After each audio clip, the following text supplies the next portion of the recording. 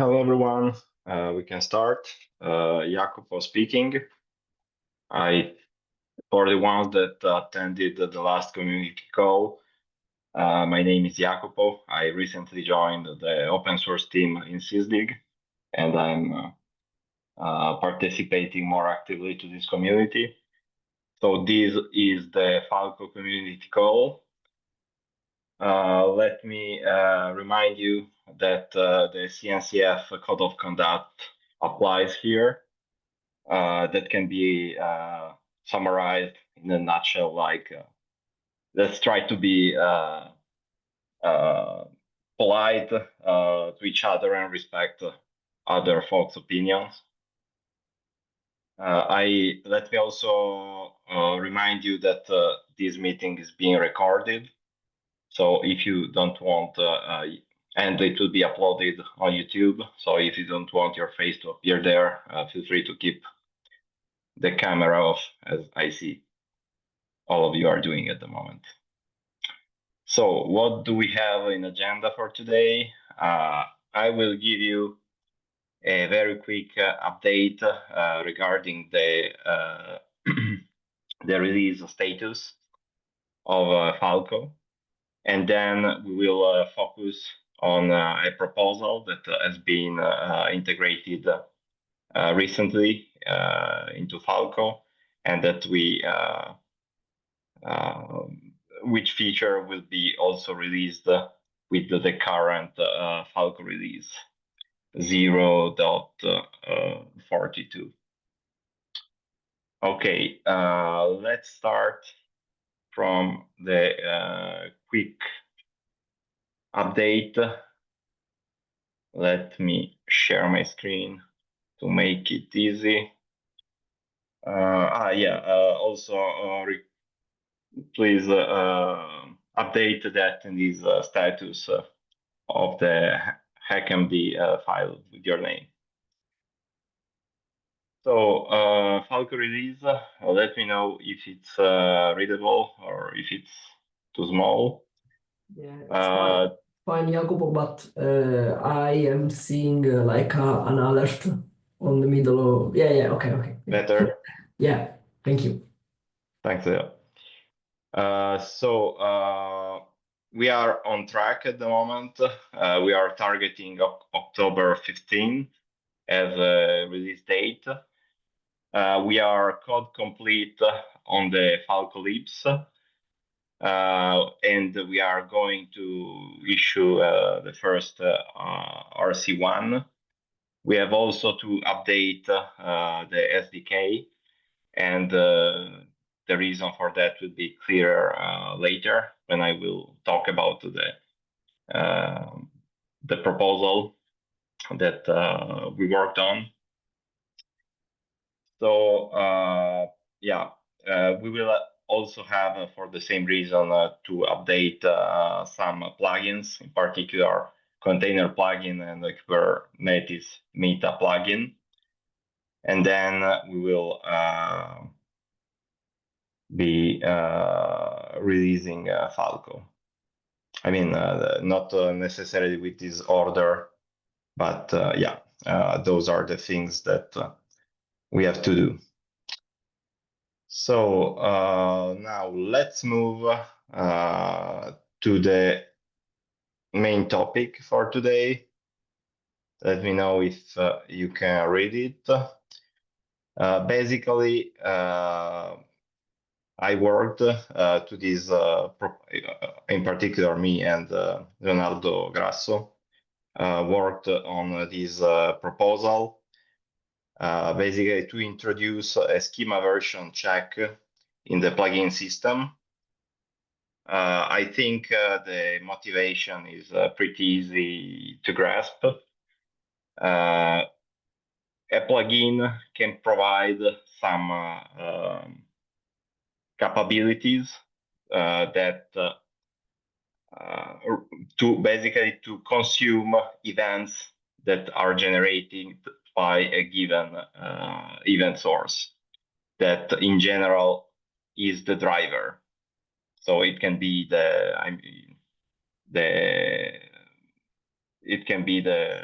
kernel module, it can be the eBPF probe, one of the two flavors, but the driver are generating events that also sometimes they are called SCAP events.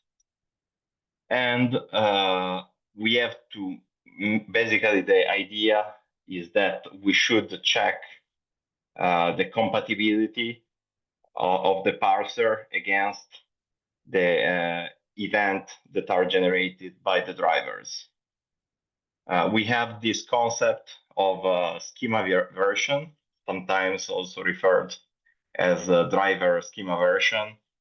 And in this document, I also called it event schema version, that basically relies on this table that you can find in the driver code, which basically defines the layout of the events that are generated by the driver. You can see that it defines the number of arguments that the event can contain. And there are also some flags like this EF old version.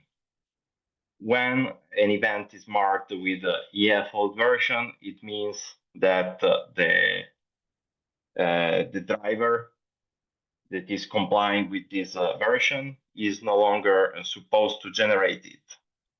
And this is something that happens lastly. If you in the last community call, Leonardo presented an update on the drop enter event initiative. So basically, we are dropping the most of the enter events, and this is something that should be considered a breaking change, because we may have some plugins that were relying on the presence of certain events and that are no longer working because of the deprecation and the fact that the new version of the drivers are no longer emitting those events. So we had to handle this problem, and the most natural way to do it has been basically introducing a check on this schema version that has been originally introduced basically for the same reason, but for checking basically the compatibility range between the driver and the libs. So if the motivation is clear, we can pass to the goals that I think have been made pretty clear. So we have to make sure basically when Falco is using a plugin, we have to make sure that the version of the events that are generated by the event source is compatible with this plugin. So the plugin should advertise what is the minimum schema version it supports. The schema version uses semantic versioning, or to be precise, a subset of semantic versioning that is basically major, minor, and patch version without including pre-releases. And so basically, we introduced a new function in the plugin API to allow plugins to advertise the minimum schema version they support in this, and we called it get required event schema version. When we introduce this change, that, by the way, is not a breaking change for the plugin API, as it's additive, and this is not a mandatory function. We basically decided to implicitly consider that all the plugins that predates this change support the major version that was in use at that point in time, that is 3.0.0. And with the latest release, we are moving to version 4.0.0, because mainly due to the drop of enter syscall events, we are basically doing a breaking change. So here in this section, I described a bit in which case we need to perform this check.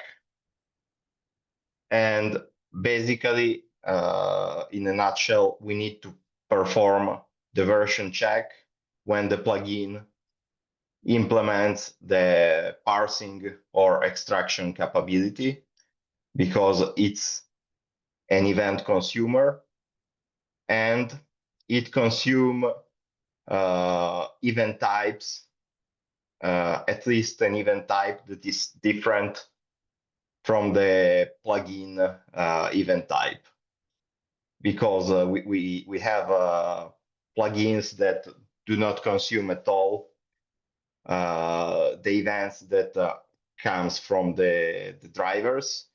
And in this case, I mean, we don't need to introduce any breaking change for those, because they are probably consuming events that they generate, or anyway events that are generated by other plugins. So they are out of the scope. Of course, the check itself is pretty straightforward, following semantic versioning.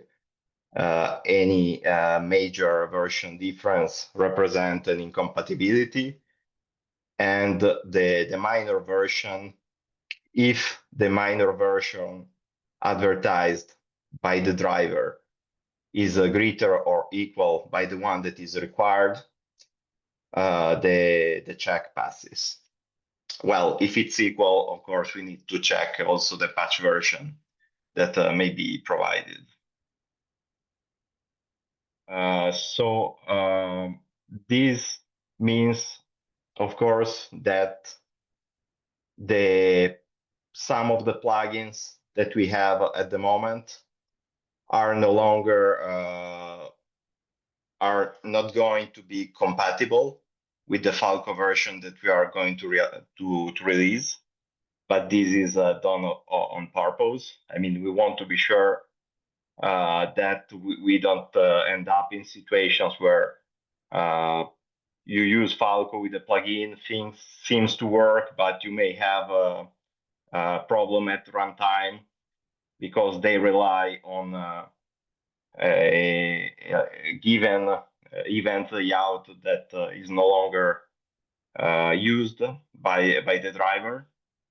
So we will have basically to update the driver, the plugins with the extraction or parsing capabilities to comply with this new API and advertise the required version, the required event schema version. One thing I mentioned, but I didn't spend too much time on it, is that this proposal is only focusing on the consumer side of the plugins. So plugins that are consuming events generated by the drivers, but it's not covering the check of plugins event source plugins that are generating SCAP events. This is not covered yet and will be probably addressed in the following Falco release because it's out of scope from this proposal, as you can see in non-goes.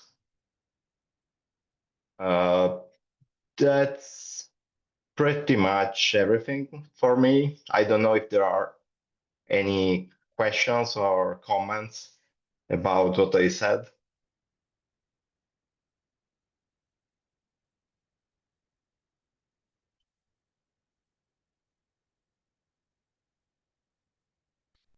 Okay, in that case, I guess there are no questions or comments. So we can close it here. Thanks everyone for attending and see you in 2 weeks at the next community call. Thank you. Thank you. Bye. Thank you. Bye bye. No, folks.